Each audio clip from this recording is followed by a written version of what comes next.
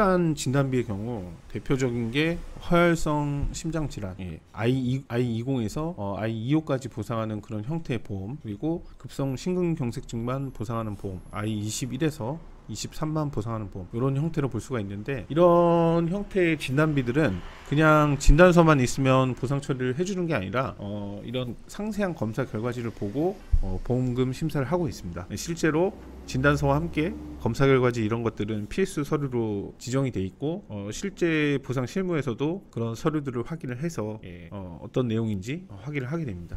그래서 여기에 보면은 이거는 이제 심혈관 조영술의 검사 결과인데 협착이 없다, 이런 식으로 나온 건데, 이런 협심증 진단 같은 경우에는 협착이 없어도 불안정형이라든지 변이형 협증이라든지 이런 식의 진단이 가끔 내려지기도 하는데, 이 급성 심근경색증은 협심증하고 좀 차이가 있습니다. 예를 들어서 협심증은 이 심장 혈관이 좁아진 상태를 의미하는 거고, 심근경색은 이게 심장 혈관이 완전히 막혀서 심근에 혈액이 공급이 안 돼서 이 심근이 죽는, 그 괴사되는, 그것을 심근경색증이라고 합니다. 둘의 차이가 이제 거기에서부터 발생을 하는데, 다른 면책 사례를 하나 보면은 요건 같은 경우에는 급성 심근경색증으로 진단을 하고 진단을 최종적으로 받았고 보험사에 청구를 했는데 이렇게 부지급이 된 겁니다.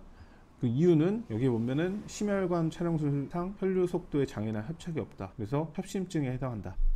요 차이가 나는 이유는 이 검사 결과에서 비롯된 건데, 협심증이나 심근경색증 둘 다 보상하는 보험도 있지만, 이 부분 같은 경우에는 I21에서 23까지만 보상이 되고 I21 진단을 받아서 청구를 했는데, 이 보험사는 요 의료자문을 시행을 한 겁니다. 의료자문을 다른 병원에 시행을 해서 이거를 협심증으로 진단을 바꿔버린 겁니다. 그래서 I20 코드가 적합하다는 의견으로 나와서 지금 그런 내용들을 여기에 기재하고 최종적으로 부지급 처리를 한 거죠. 그래서 혈관 협착이 완전히 막히지 않았거나, 일부 보험에서는 ST 분절 비상승 소견이 있으면 면책된다, 이런 식의 내용도 있어서 그런 종류의 보험에서는 이런 검사 결과가 명확하게 나오지 않았을 때는 문제가 될 수가 있습니다. 오늘 소개할 사례는 이렇게 심한 흉통으로 병원에 내원을 해서 이렇게 심혈관 조영술을 했는데, 검사 결과상 75%, 70%, 75, 85%의 이제 협착은 있었는데 완전한 폐색, 오컬션이라고 쓰는데 그런 소견은 나오지 않았습니다. 그리고 이 관상동맥 우회수를 위해서 타병원으로 전원을 했는데, 이때 나온 병명은 이 폐동맥판의 협착, 그래서 I370, 그 다음에 T분절 비상승형의 급성 심근경색 I214 이렇게 나왔는데, 요 코드들은 해당이 안 됐고 요 진단만 보험금을 받을 수 있는 그런 형태였는데, ST 분절이 심전도 검사 결과상 비상승 형태로 나왔고, 그 다음에 앞서 살펴본 심혈관 조영술 검사 결과상에 완전한 폐쇄 소견이 나오지 않은 사례였습니다. 그러니까 보험사가 협심증이나 이런 걸로 바꿀 수 있는 그런 형태의 사례였던 거죠. 그리고 추가로 이 큰 병원에 내원을 해서 관상동맥 우회수 및 폐동맥 판막 성형술을 받았는데, 요거에 관한 진단도 그 앞서 퇴원시 부진단명에 나왔던 요 코드랑 동일한 코드를 받았고 병명도 동일하게 받았습니다. 그런데 여기 이 병원에서도 ST 분절 비상승 소견이 나왔고 혈관의 완전한 폐쇄, 완전한 막힘, 이런 것들은 나오지 않은 사례였던 것입니다.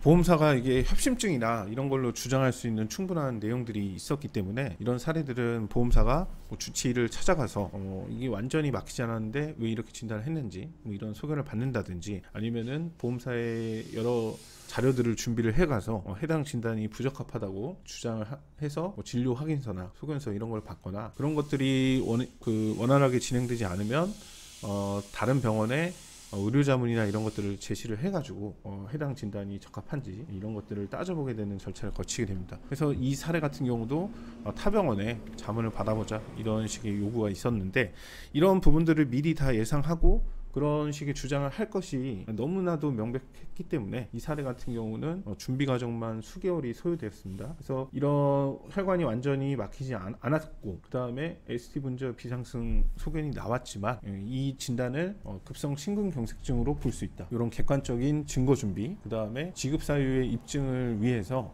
거기에 많은 시간을 투자를 했고 보상 분쟁을 진행을 해서 최종적으로는 심근경색증으로 인정이 돼서 보험금 처리가 되었습니다. 이 보험사가 그 면책이나 이런 걸 주장할 때는 가입자가 인지하게 하면서 그렇게 진행하는 경우도 있지만, 실상 가입자분들 같은 경우는 나를 치료한 이 의사의 진단을 가장 이제 신뢰할 수밖에 없는 상황인 거죠. 그러다 보니까 이 보험사의 추가 절차나 이런 것들에 아무런 의심 없이 동의를 하는 경우가 있는데, 그런 부분들은 아무런 이유 없이 돈과 시간을 들여서 타병원에 가서 물어보고 이런 것 이렇게 하지 않는 것이기 때문에 그런 과정이나 이런 부분을 안내를 받았다면은 의심을 반드시 해봐야 됩니다.